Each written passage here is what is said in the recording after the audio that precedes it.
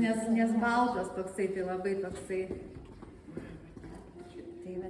Ir dabar žiūrėkit, kitas būna žino, kad sako, oi, skanu viskas, nu man sako neišeina, nu man neišeina.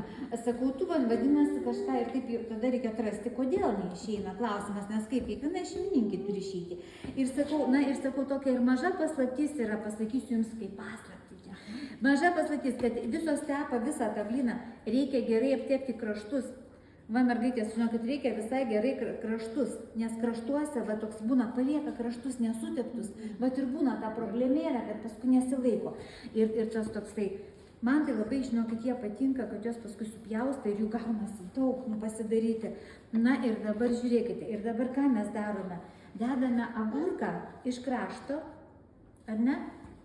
Dar galima 2 agurkiukus per vidurį, tada dėkime salotą, išilgai. Ar kas nors darėte? Išėjo viskas gerai, tiko pat. Tai va dabar važduokit, kai pažiūrėsit ir išėjo, žiūrėkit, dedu eilutę. Šiša irgi labai neblogai, irgi galima, žiūrėkit, įdėjau. Dabar žiūrėkit, įdėsiu dar saulį džiovinto pomidoro. Gal dar biškį riešutuko, nepadarysim tokius, nu visai tokius. Tokie. Pamirkyti, išmirkyti riešutai, tai žinau, kad jie visai tokie visai. Tarp kitko, žinokit, lietuviški vis dėlto riešutai, jie biški tokį turi, na, man gal graikiški labiau skanesni jie tokie, lietuviški kartesni.